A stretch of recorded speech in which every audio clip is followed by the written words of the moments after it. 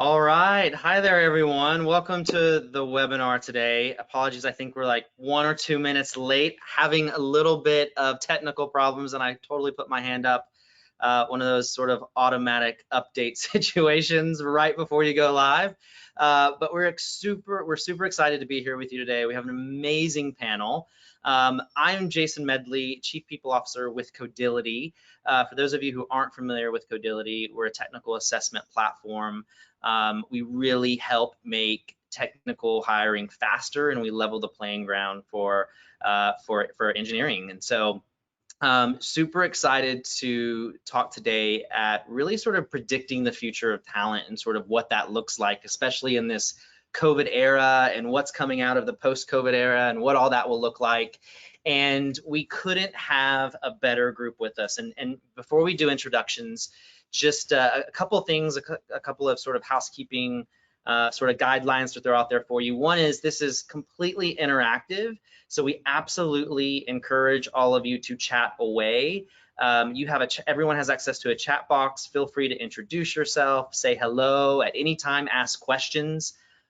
We absolutely will we will entertain your questions at the end. We're going to have a Q&A time, and we want to hear your expertise as well. We are not, we know that there's a lot of people in here who have opinions and thoughts as well, and we absolutely want to hear them. Challenge anything we say today. We're open to that as well. I love a good challenge. And then one other thing, towards the end, right before our formal Q&A time, which is going to be about 10 or 15 minutes, you're going to have a quick poll that's going to pop up on your screen for about 30 seconds. If everyone could just complete that, I just want to give you a heads up so it's not a moment of awkwardness and we all kind of expect it. But without further ado, super excited to be here. Again, I'm Jason Medley, Chief People Officer with Codility. I'll be moderating today this amazing and beautiful panel. So to start out with, I'd love for the panel to sort of introduce yourselves. Tell us a little bit about yourself, who you are, the company you work for, your role, and I think also maybe just kind of what keeps motivating you every day. And Shweta, maybe we'll start with you if that's okay. Yeah, for sure. Hi, everybody. Thanks for joining. My name is Shweta Jacob. I am a recruiting lead at Lever, so I get to work for a company that's trying to solve my problems and have previously been a client. I am actually based in Toronto, where it's quite chilly today, and I do recruiting not only just for Toronto, but also over through the US. I've been doing engineering recruiting, customer success, sales, and everything else you can imagine. And really what keeps me motivated every day is just talking to really cool people and getting to hire them so that they become my new friends at work. So that's what I love to do. Amazing. Welcome. We're so excited to have you. Huge fan of Lever as well, so welcome. Ty. Thanks, Jason. Hey, everyone. Thanks for joining. My name is Ty Abernethy. I'm the co-founder and CEO of Grayscale. For those of you that aren't familiar with Grayscale, we're a texting and automation platform. We offer a really deep integration with ATSs like Lever and Greenhouse and some others.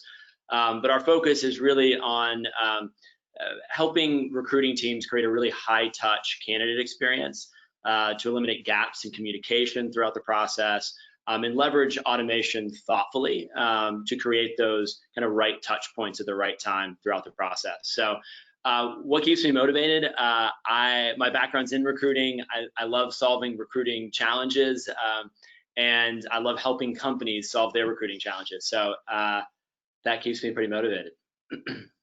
Awesome. Welcome. And Ty and I kind of go way back.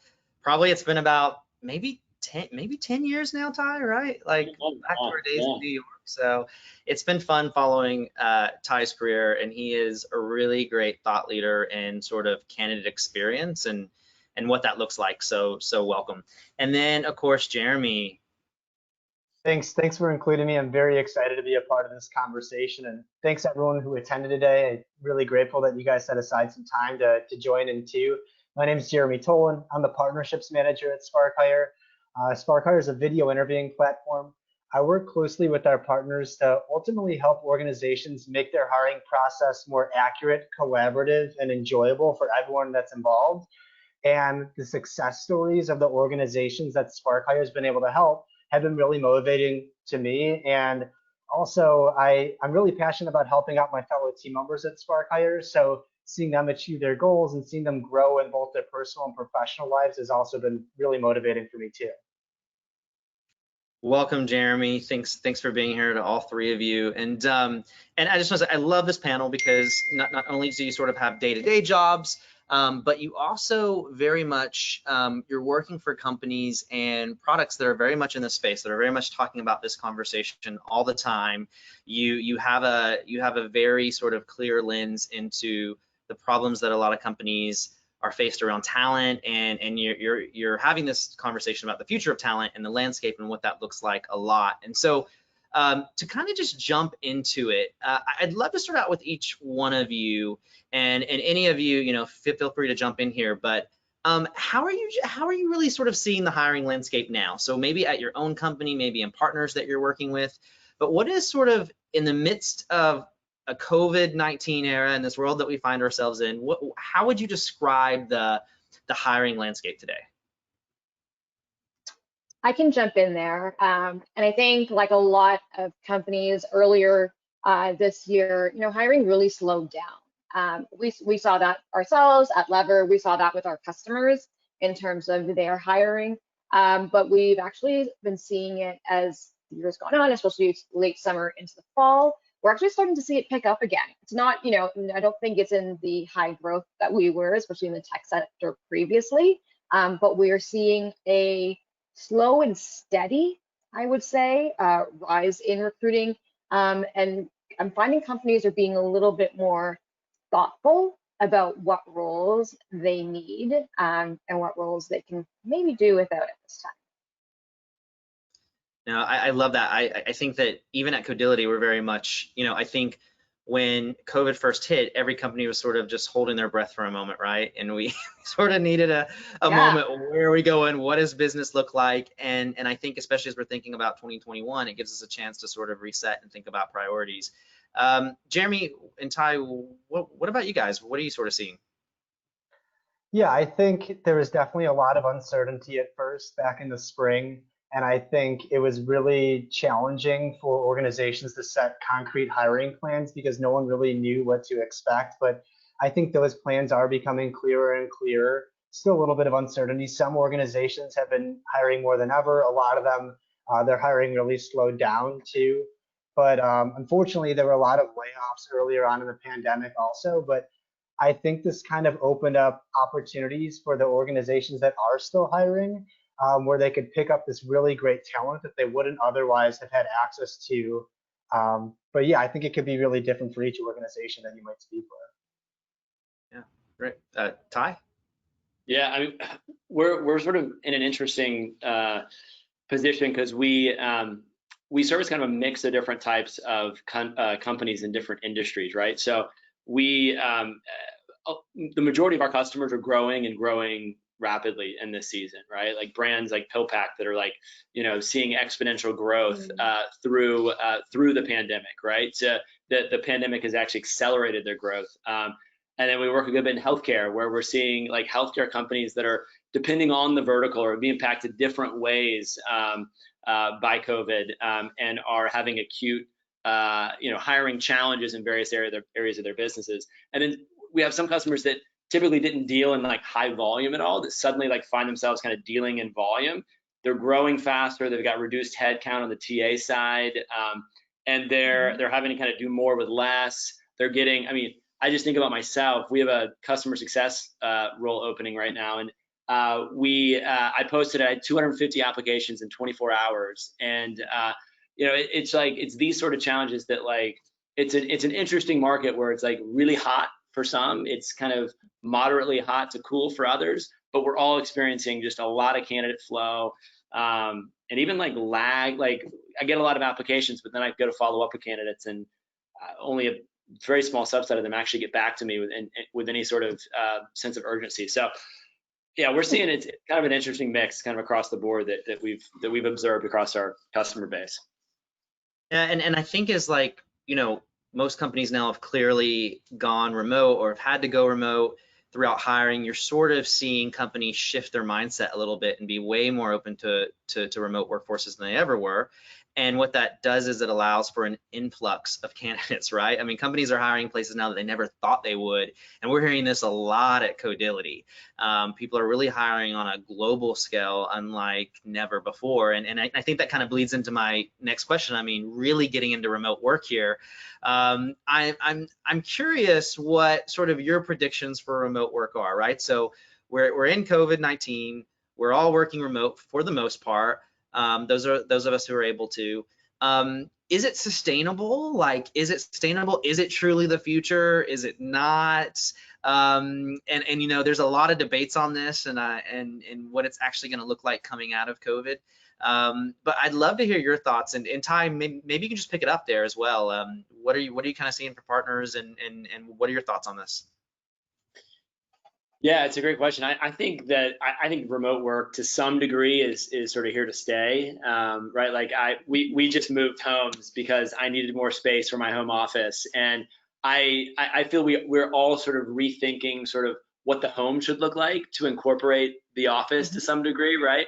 So I think it's here for good, but I don't think it's a permanent fixture that we're you set 5 days a week at home. We're starting at Grayscale to kind of have a blended model where we have a few days in a co-working space, few days from home, that we'll start to kind of experiment with. So I think you're going to have a blend with some extremes on both ends, but I think most of us are moving toward a blended workforce in the future. And Shweta, I imagine that you're speaking to talent a lot. You're speaking to hiring managers. They all have opinions. They all have desires. What are you hearing? So what we've done, we've all been remote since middle of March, and we're planning to stay remote until the end of April at least, and we're going to revisit at that time. Prior to the pandemic, we were not a remote first company. We were very much, we want everybody to be in office. We want to be able to collaborate, foster culture and relationships amongst others. We did have some people who had been top performers who had chosen to relocate to other cities within the US, and that was okay. But for the most part, it was in office roles. So we were very constrained in terms of where we were hiring.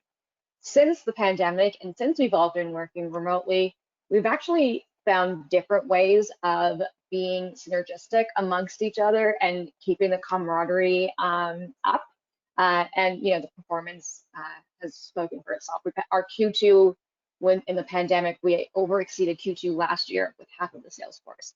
It was incredible to see, and all working from home. So I think we are going to see definitely a blended model. We are looking also at different hubs. So we have San Francisco and Toronto as our main headquarters. We've now created a hub in Chicago, a hub in LA, hopefully one next year somewhere else, which I can't say yet. And so, being able to have people in those cities or proximity where they can, work from home when they choose to, but also they can come together when they choose, I think is going to be really valuable. I can't wait. I love that, and I think that it's really in line a lot with Codility is doing, right? So we're very much thinking past COVID and what does this look like? And I think this idea of this hybrid or blended model is, personally, I think that's where a lot of companies are going to be, right? So we've actually said, okay, we're not really having an HQ anywhere. We're going to have hubs in San Francisco, Warsaw, Berlin, and London. And it's kind of sort of up to the talent. Like if you want to be in an office 100% of the time and you can be in one of our hubs, great. If you want a hybrid model, great. If you want to be remote 100% of the time, great. I have this big belief, and I'm curious, and Jeremy, please weigh in here too as well. And I'm especially given the product that you have and a lot of the talent that sort of comes through your product. I'm really curious. I kind of think that it's not like, I don't know if it's really so much the companies to decide versus the talent is going to dictate the future of this, right? Because I think for San Francisco, for example, where I sit, a lot of people have fled this city. It's an expensive city. They're taking their salaries. They're moving into larger homes and other places throughout the country. We're seeing the same thing happen throughout Europe. What do you think? Like, are companies going to be able to mandate and dictate that people be in an office 100% moving forward, or do you think those days are just completely over? I mean, I think I've had a similar experience to what you guys were describing too, where when everything was locking down, I was so used to working on site at the office every day, just like all of our other employees too. And I was thinking like, oh, how is this all going to work? How are we going to stay connected? How are we going to be productive? But everyone's been productive. Everyone's been communicating effectively. We all have the right technology in place. And it's a little challenging at times, but we're still building these relationships with employees virtually. But yeah, I don't think necessarily as we move past COVID, everything will be completely remote, but definitely that hybrid type of environment that you guys were talking about. A lot of these larger organizations, I think, are going to be going to these office hubs, like you guys were saying too, where maybe smaller size offices just spread out in different areas of the country. Um, but yeah, I think this is here to stay, and I think this is sustainable in a way that employees are productive. They're getting everything done. We're still able to have these relationships and work really effectively remotely. And so I do see this kind of being the thing going forward, where there is some type of hybrid environment. And I think when you're recruiting talent from different areas of the country, or even in some cases different areas of the world, and you have these expanded talent pools, like Ty mentioned that in 24 hours he had a couple of hundred candidates apply for that one role. I think we could also expect that talent acquisition teams will probably grow too, to help keep up with hiring plans and be able to effectively work through all these talent pools too. Yeah, yeah. And I think sort of piggybacking off that a little bit, I mean, there's some big challenges, right? I think when we think about having remote first workforces and how we continue to scale and offer amazing candidate experiences and all of those things, what do we sort of see? And Ty, you can probably write a book on this, but what do you see as the challenges around this as companies are trying to figure this out and as we scale and lean more into remote work? And how can we overcome them? And I think as we answer this question, maybe very much thinking through the lens of candidate experience and having technologies and products to sort of help support us in that. Yeah, I mean, I think it's interesting. I think we're kind of, as businesses, all over the map as far as like how we're preparing for the kind of new reality, right? And I think there are a percentage of companies that are still in this mindset of like, we just kind of got to weather the storm, and then it's kind of back to the way things used to be. And I think that's becoming less and less the case, but there's still some companies that fall into that bucket. The vast majority are now kind of waking up to like, okay, 2020 is gone, and COVID is still like remote work is like still happening, and it's going to happen probably the better part of next year, whether we like it or not, right? And so how do we now start preparing for that reality from a TA standpoint, from an onboarding standpoint, from a learning and development standpoint, all these things that suddenly have to be flipped on their heads and reimagined, right? So kind of where we come in, the piece of the pie that we come into is around, the candidate engagement piece through onboarding, and that's an interesting world. You think just about like, I had to onboard our first virtual employee a few months back, and a totally different set of skills than onboarding an employee in person, right? Like completely different. Throw out the rule book, you got to completely reimagine it from the ground up. Same with like a lot of core TA functions, the way that you're engaging with talent, the channels that you're using, how much of the process is manual versus automated, and leveraging automation in thoughtful ways, like all these things that we were kind of able to, a lot of us were just, and I'm guilty of this too, like just kind of brute forcing it like pre-COVID. Suddenly you don't have that luxury anymore. You can't throw more bodies at the problem. Like, so you have to sort of reimagine these solutions from the ground up. So I don't know if that answered your question, but that's some things that I'm sort of seeing currently.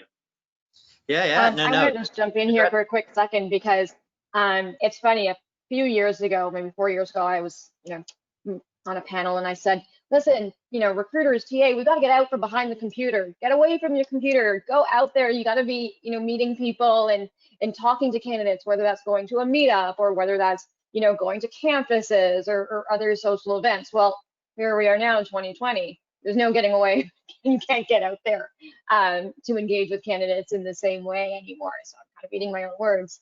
But I think it is even more important now than ever that recruiters and companies focus on their brand. so that they can attract really great talent. Yeah, and I imagine bringing on the right platforms, products to sort of assist you with that, especially in this era, right, is going to be critical in that. And I think about, if we think about automation and digitalization, like how is that, like what is the must behind that, and how is that changing the way that we are working and hiring, right? Because especially if now, okay, now if I'm thinking about in a recruiter, and I think about recruiters at Codility, you know, they are truly hiring globally. They're in many different time zones. Not only that, people who are working from home are also parenting. They have personal lives, can't be on, right? I was just complaining right before this. I was like, oh my God, I don't even have kids. And by the way, I know that I'm in, and this even sounds horrible saying this, I know in a COVID era, I'm privileged in saying that, but like we have dogs running around, we have like street noise going on, reboots, and it's not the same, right? It's not the same as when you're face to face. And so how, you know, what is the importance of automation and digitization, and then what, like how is that changing the way we work in hiring moving forward, and is it a must and a staple in sort of succeeding in gaining the best talent? Yeah, can I? 100%. I'll jump in based Go on ahead, something Jeremy. Shweta said. Yeah, no, I was just thinking about when you were talking about getting out from behind your desk and how things are changing with remote hiring and remote work too. As far as digitalization, I think something that's been a really big change is virtual hiring events. So a lot of organizations are putting on different types of virtual hiring events in lieu of the career fairs that they're used to relying on to source engaged candidates. And I think that's going to continue going forward, even when we can meet more in person. I think we're finding that these hiring events can be really effective for meeting a lot of really engaged candidates. They're a little more cost effective, they're more convenient, they're really good, especially if you're recruiting non-local candidates too. But I think in regards to digitalization, you can't underestimate the importance of these virtual hiring events that have been happening. That was one thing. Shweta, what were you about to say? Sorry. I was just going to say, so when the pandemic happened, my RTA team did get smaller, and so we had to again do more with less. I did not have candidate experience specialists helping me with my scheduling and whatnot anymore. So I really had to rely on Lever and our integrations with other partners to help me be more effective and get the most out of my day. Again, as a parent with a dog running around, and so whether it's our inter-candidate interview links that I can just send out to people so they can schedule time with me, the automation tools so that we have some questions that we can to bring the number from 250 like you had, Ty, down to like your top 25 people that fit your criteria, the Zoom integrations for video interviewing, all of that has saved me so much time and allowed me to spend more time either doing things like this, or if not away from my laptop, at least on the phone or in a Zoom call talking to candidates, which is what we should all be doing. So what about, like, and especially if you're thinking about automation, because I'm going to push back a little bit here and say, like, especially some of these like virtual hiring events and things like that, gosh, there is this thing of just like Zoom fatigue, technology fatigue. And I think one of the things I love about Ty and Jeremy, like both of your products, is like it's a little bit different than that, right? It's kind of fresh, it's different, it's offering a little bit of a different experience. But like that's got to be part of this as well, right? Part of this conversation, like being in the role that I'm in, I'm leading the people and the talent function, and we're always thinking of ways to engage folks and bring them together. But I also know that a lot of people, the last thing they want is like a forced virtual happy hour at the end of the day where they've been on Zoom calls all day, right? Especially if you have other responsibilities. And so like I'm trying, the question here is really like, where is the balance of like fatiguing people out and exhausting them versus creating experiences that still engage people?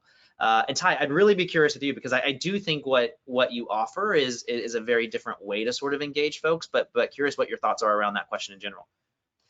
Yeah, I'll jump in, and I'm curious to hear Jeremy's thoughts too, just on the video fatigue and some of that stuff. So I'll let him field that, but yeah, just so let's just kind of call out, like, I think automation gets a bad rap first and foremost, and for very good reason. We've all been on the other end of like really crap automation, right? That is very like impersonal. It's irritating when we experience it. It feels like we as the individual are an afterthought, right?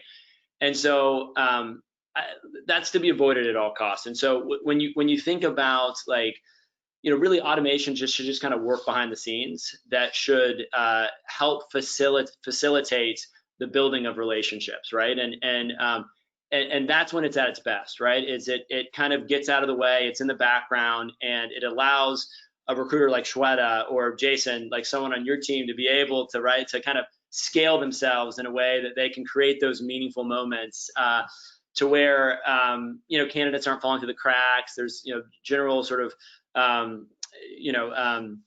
visibility into the overall process, and so these experiences, when stepped back and kind of mapped out, automation can really help kind of underpin. And so to me, it's like it's all about the end goal is around doing what we as recruiters are like got into this game to do. And I think the best recruiters do well is to foster relationship and find good matches between people and jobs. And so so that's sort of when we talk about technology, it really should just start to like fall into the background, right? Like that's when it's working well, is you don't even realize it's working, especially for the candidate on the other end.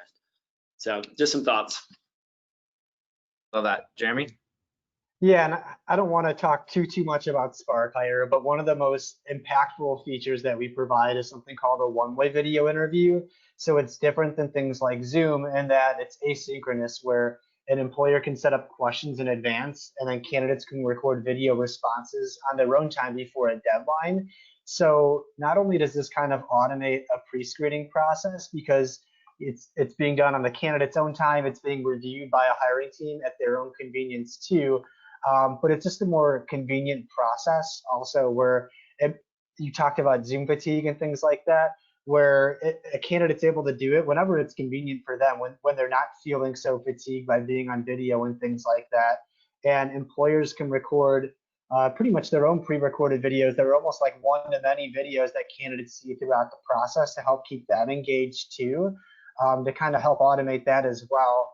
And I think what we're seeing too is all these different HR technologies, most of the employers find it really valuable to have it integrated with their applicant tracking system. As an example, Spark Hire is integrated with Lever, and I think it helps automate a lot of tasks, which can free up a lot of time, so that I think a lot of these roles are becoming a lot more strategic in nature, and people are able to really focus on some of their highest priorities so that they're really being most productive and kind of working bigger than they are, like Shweta was saying.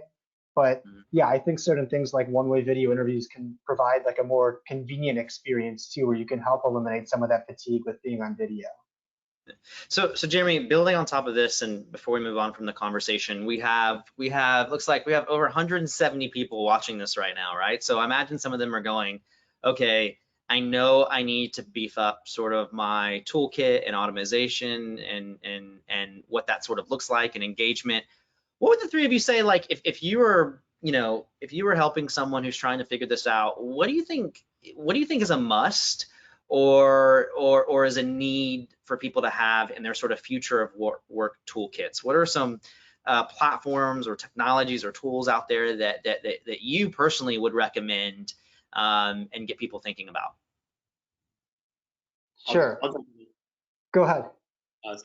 So I think for one, I think it starts like with a strong foundation, right? And so I think that means having an ATS that makes it easy to integrate with. So the more robust the APIs and the ability to kind of plug in at various points throughout the process, the better, right? That unlocks a lot of different optionality, right? So like Lever, for example, like great job of making it super simple to integrate with. That you then can take technology and plug it in at various different stages that allow you to do some really interesting things, like automate communication throughout the process, right? So like a tool like Grayscale, we see just using changing up the channels you're using right now in this climate, from getting away from just an email-driven process to one where you're blending email and text.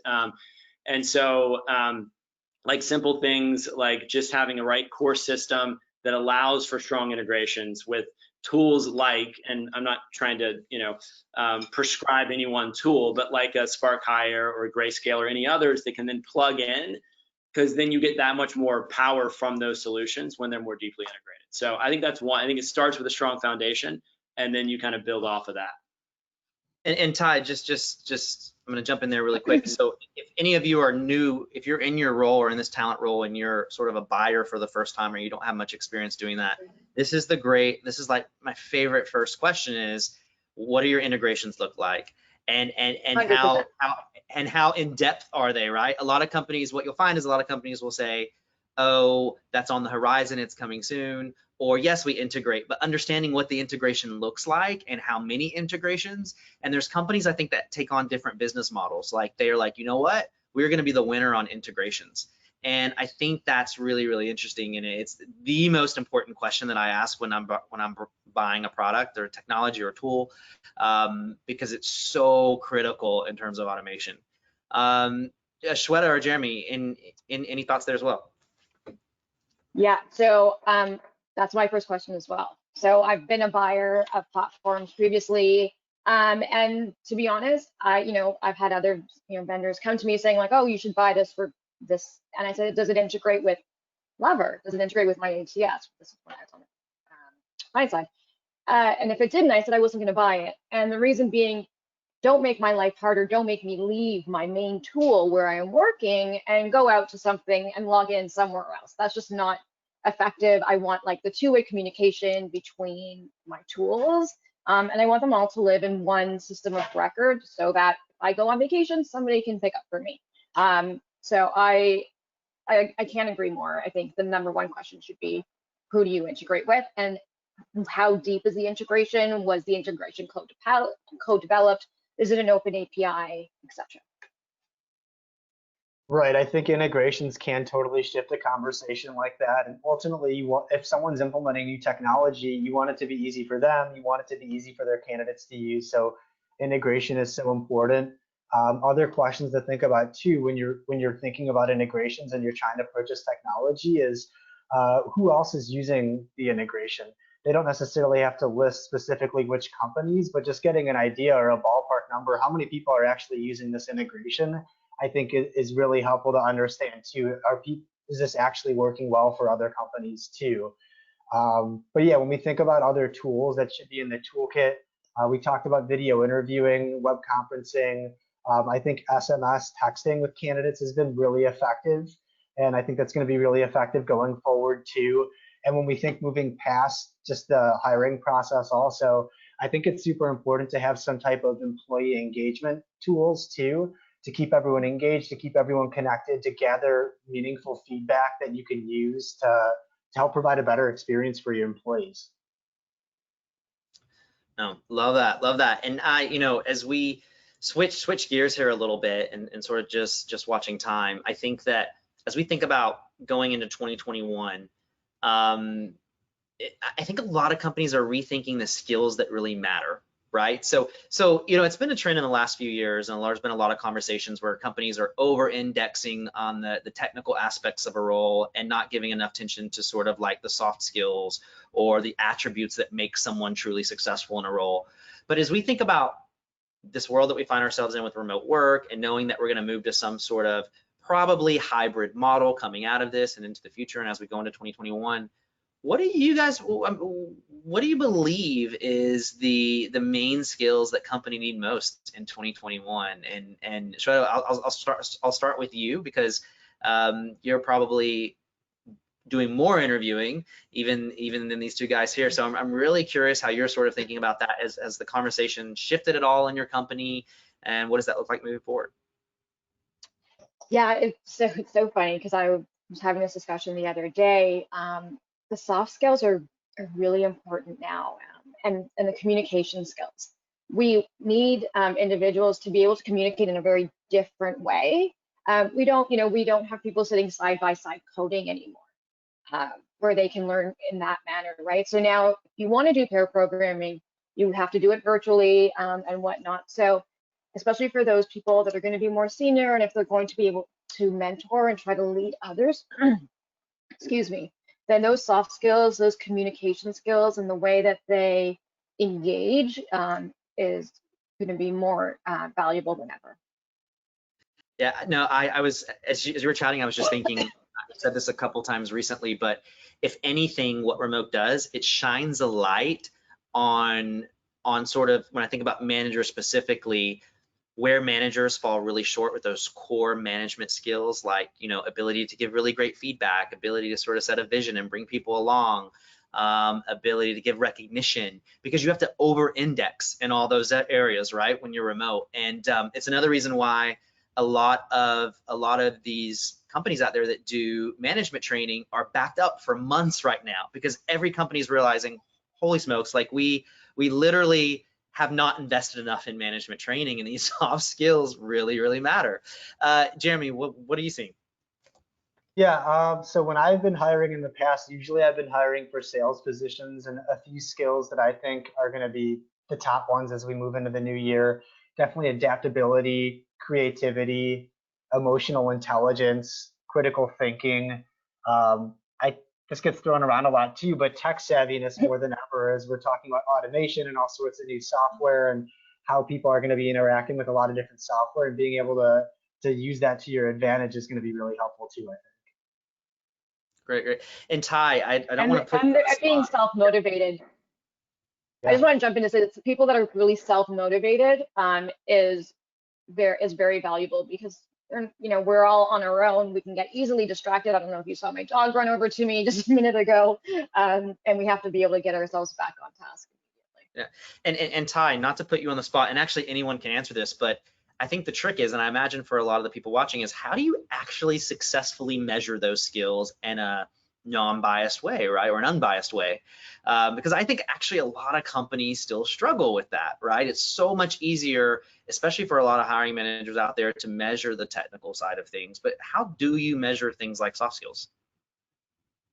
Yeah, I think that this is something that we've really struggled with as of late, and it's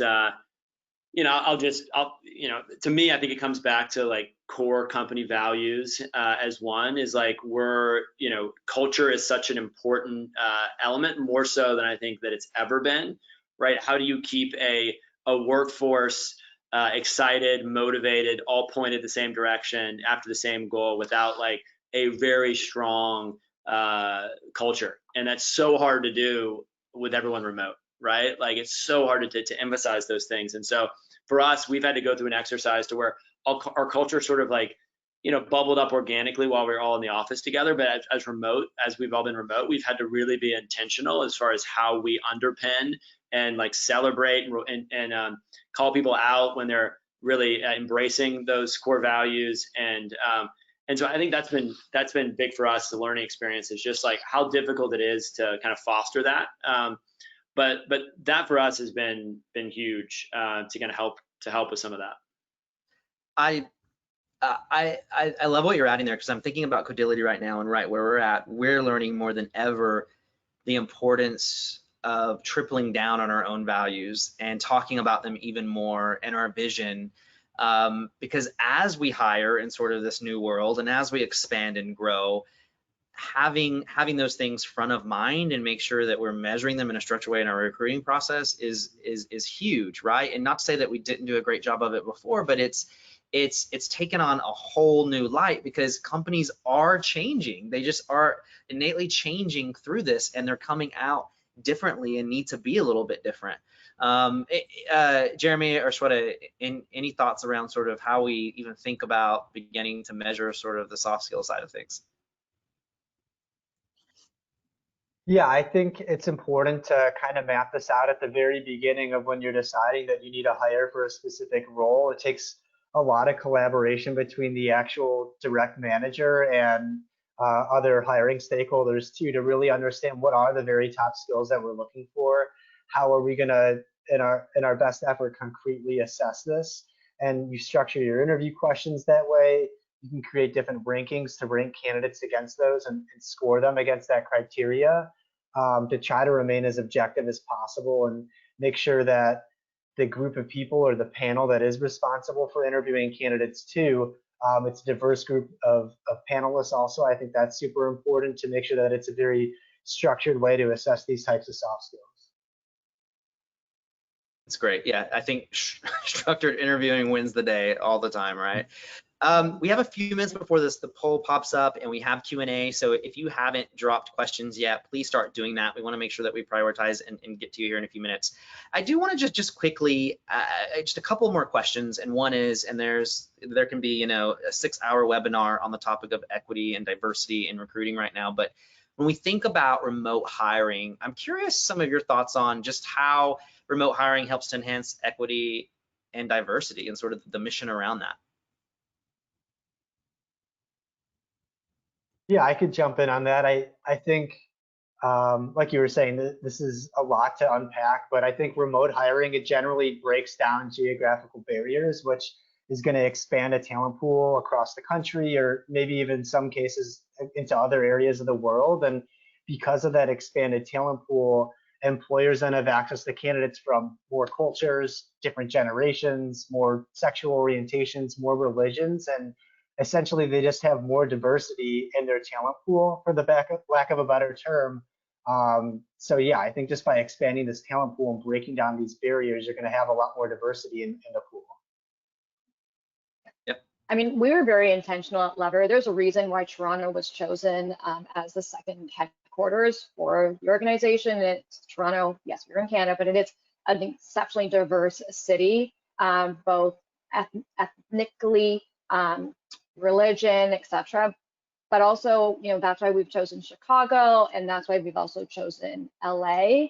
But I think the core for us in terms of diversity is we are looking for the diversity of thought. And the diversity of thought from problem solving really does come from hiring people from all different backgrounds and roads of life. Some people who have pivoted in their careers and suddenly now they're engineers where they were doing something else before. That's been part of our motto for 8 years, and it's served us well so far. Yeah, no, I love that you said that, because I always think diversity is actually the diversity of thought and experiences and backgrounds is what gets you that, right? So just doubling down on that. But I think about returning parents to the market, right, who still have to sort of watch kids and what that looks like, and not having a long commute.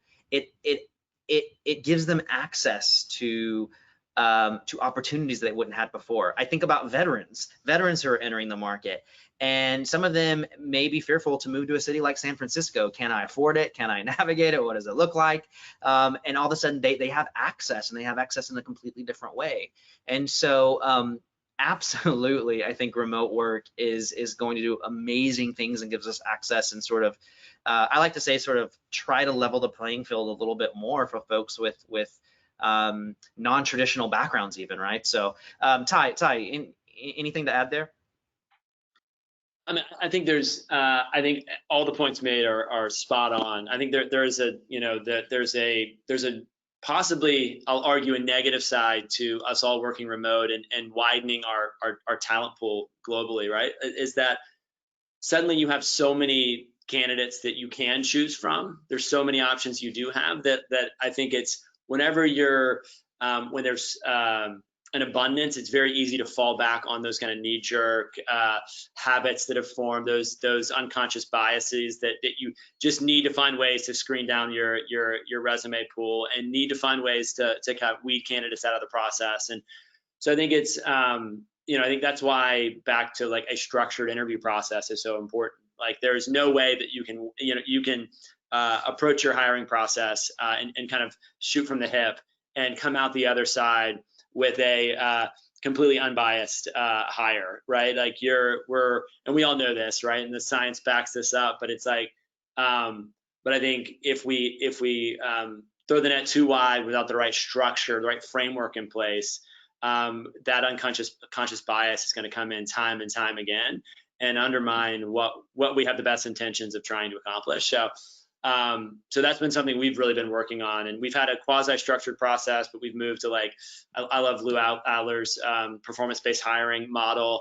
That's really helped us a lot, and just making sure we maintain that consistency and have as much of a unbiased process as we can. So, and I think this is where technologies like all that are represented here today can really help you with that, right? Because it's really hard to keep structure without having sort of a guide and technology to help guide you, right? So I think it plays a big part there. So I know I believe the poll is going to pop up any moment, and if it does, please fill that out while we answer sort of this next question. But I'm really curious, sort of, what are the predictions that all of you have for the future of hiring? Like, what are your top predictions? If you were in Vegas, you're gonna put some money on it, and you had to tell all of us, like, where do you think the future of hiring is going? If you had to make maybe one prediction, what would that be? Yeah, I think I have a couple of predictions. I think that because there's going to be a lot more remote hiring, remote work, it's really important to place an emphasis on having a strong remote hiring process and also a strong remote onboarding process. Mm. So I think remote onboarding is going to definitely be a top prediction for the future too. I think that as companies continue to adjust to their new normal and everything's kind of resetting, there's probably going to be a few waves of rehiring candidates that were previously laid off earlier in the pandemic. So these talent pools are bigger than ever. Companies have a really good opportunity to make some really awesome hires. And I think that the aspects of companies that candidates find most attractive when they are applying for jobs, that's always evolving.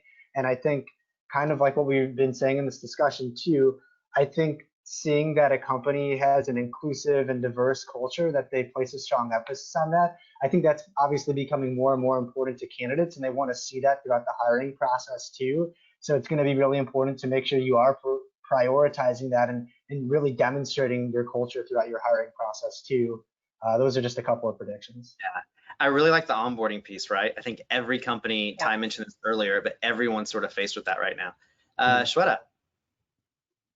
I think a more humane approach to candidate experience is where we have to go if we want to attract the best talent. And I know in speaking with candidates, they often, have multiple roles that they can choose from, and they do choose to go with the company that gave them the best experience because it's a testament to their culture and to their values. So I think companies have to invest in that. Yeah. Ty? Yeah, I mean, I'll piggyback off of what Shweta just said. I think definitely like putting the candidate first and creating, being intentional about how do we create meaningful relationships with our candidates is no longer a nice to have. Like, I feel like there's been this shift post COVID that like the industry, we love to talk about candidate experience and like, but it's always been like on the vendor side of it, it's always that fluffy thing that like no one actually opens their checkbook and kind of doubles down on it by and large. But there's a lot more talk than there is actually like execution behind it. And I think that shift is occurring where it's no longer something that is seen as this like fluffy, nice to have sort of thing. It's a competitive advantage moving toward like table stakes within the market. I think that's one thing that's exciting about sort of this shift and how quickly things are occurring is like, and companies are just are realizing we have to invest in candidate experience, back to Shweta's point. And I think overall kind of broader industry, back to sort of how I see things evolving. I mean, it's kind of it's a cliche at this point, but I think you look at recruiting, we typically follow the marketing sector, right? And so like what's going on in marketing right now? You've got like the companies that are winning are those that like have core systems that offer great integrations. You're seeing a lot of like a tremendous number, like so much innovation going on with all these different vendors that are solving like these little pieces throughout the process to bridge the gaps. And so again, back to like great core systems with great APIs that you can integrate with. Like, I think this is going to be a season in the years to come where there's going to be more and more great innovation, and to really leverage it effectively, to be able to leverage your Codilities and your Grayscales and your Spark hires. You need a solution like Lever, just to put a whole bow on it here, to be able to really sort of create the kind of experiences that we're talking about, right? And so I'm excited for that reality. I think that's where we're cranking, and I think COVID's just doing nothing but accelerating us down that path. And Ty, complete side note, we need to talk about Grayscale plus Codility, and like we need to look into that product. Yeah. Okay. We have time for a couple of questions. One is, we talked a little bit about remote onboarding. So how are we managing remote onboarding, and how do we ensure an outstanding employee experience? So if you guys want to share any learnings along the way, and sort of what you're trying and experimenting with so far. I don't have the answers. This is not my area of specialization. However, I think it really does start from the second that, the candidate signs their offer. Onboarding starts at that moment. So making sure that they're connected to the right people within our organization to make them feel already welcome and part of the family before day one. The little things like making sure that they've received the technology that they need to be successful on day one, and that you can get it all set up for them is huge, because nothing's more frustrating than not having that. And then really helping them to get to know others that are also hopefully onboarding around the same time, or putting them with a buddy, so that they have people that they can go and ask questions to, and introducing them to the company. So we do all hands every 2 weeks. We make sure that we introduce our new hires, and then once they're a month in or so, we'll let them MC as well, so people can see their personalities if they don't work with them all the time. Lots of little things to just make people feel very welcome and included. Yeah, I love it. It starts the moment they sign, right? It absolutely does. Jeremy, any thoughts there? Yeah, I really agree with all the things that Shweta was saying. Like in the moment that you make someone an offer, I definitely encourage using something like a video message where you can send a video in the email with the official offer to congratulate them and make them feel really excited about the offer that they just got. So that's one way from just the beginning of the outset of that experience. But get them introduced, get them acclimated with the other team members.